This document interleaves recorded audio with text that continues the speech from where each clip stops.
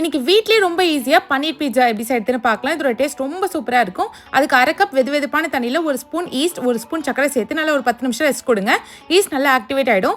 ஒரு பவுல்ல 2 கப் மைதா எடுத்துக்கோங்க. இதோடவே தேவையான அளவுக்கு உப்பு, 2 ஸ்பூன் எண்ணெய் சேர்த்து லாஸ்டா இதோட ஈஸ்ட் தண்ணி போட்டு நல்லா ஒரு 10 நிமிஷம் மாவு பிசைஞ்சுக்கோங்க. இது வந்து 2 மணி நேரம் ஊறட்டும். இப்போ பீட்சா சாஸ் செய்ய 4 தக்காளி, 5 காஷ்மீரி சில்லியை நல்லா வேக வச்சுட்டு தக்காளி தோல் எடுத்துட்டு மிக்ஸி ஜார்ல போட்டு அரைச்சிக்கோங்க. பேன்ல எண்ணெய் சேர்த்து 5 பல் பூண்டு நல்லா பொடியா கட் பண்ணி வதக்கிக்கோங்க. இதோடவே 1/2 வெங்காயம் சேர்த்து நல்லா வதங்கினதும் தக்காளி பேஸ்ட் சேர்த்து நல்லா கொதிச்சதும் தேவையான அளவுக்கு உப்பு, 1 ஸ்பூன் சக்கரை, 1/2 spoon chilli flakes, 1/2 spoon mixed herbs சேர்த்துட்டு 2 ஸ்பூன் டொமேட்டோ கெட்சப் சேர்த்து நல்லா 10 நிமிஷம் கொதிக்க வைங்க. Pizza sauce ready.